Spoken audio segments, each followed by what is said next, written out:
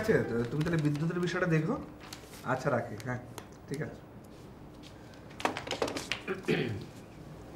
কি বাবা তোমরা ঘুমাওনি? না, কেন? কিছু বলবি?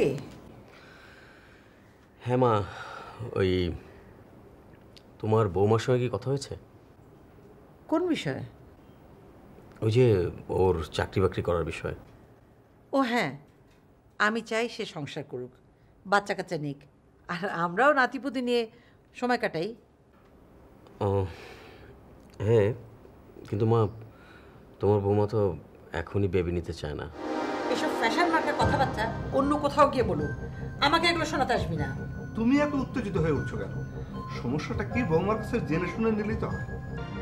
একটা কিছু নিয়ে ব্যস্ত থাকতে হবে তো। আমরা তো সংসার করছি সিরিয়াসলি, আর আজকালকার ছেলেমেয়েরা সব কিছু হালকা ভাবে। আচ্ছা মা, অনু যদি আরো কিছুদিন পরে বেবি নেয় তাহলে কি খুব বেশি সমস্যা হবে? বিষয়টা একেবারেই তোমাদের পার্সোনাল। আমাদের চাওয়া আমরা বলেছি, এখন রাখা না রাখার ব্যাপার তোমাদের। তবে জোর করাটা আমি সাপোর্ট করি না। তুমি কিন্তু বেশি বকছো। আমার যা মনে হয়েছে আমি তাই বলেছি। আচ্ছা ঠিক আছে বাবা, আমি বুঝতে পেরেছি।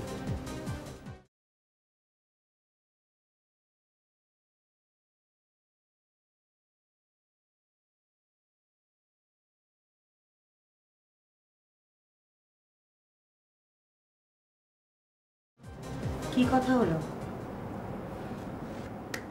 বাবা বললেন এটা তোমাদের পার্সোনাল ব্যাপার, তোমরা যেটা ভালো মনে করো। তবে আমরা নাতি নাতির মুখ দেখতে চাই। তার মানে কি দাঁড়াচ্ছে?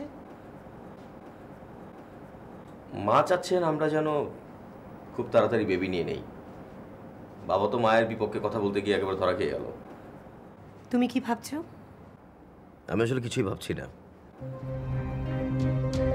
ঘটনাগুলো এত তাড়াতাড়ি ঘটে যাবে আর একের পর এক ক্রাইসিস লেগেই থাকবে, আমি বুঝতে পারছি না। আমি কিন্তু এখন বাচ্চা নিব না, কথাটা আমি স্পষ্ট করে জানিয়ে দিতে চাই।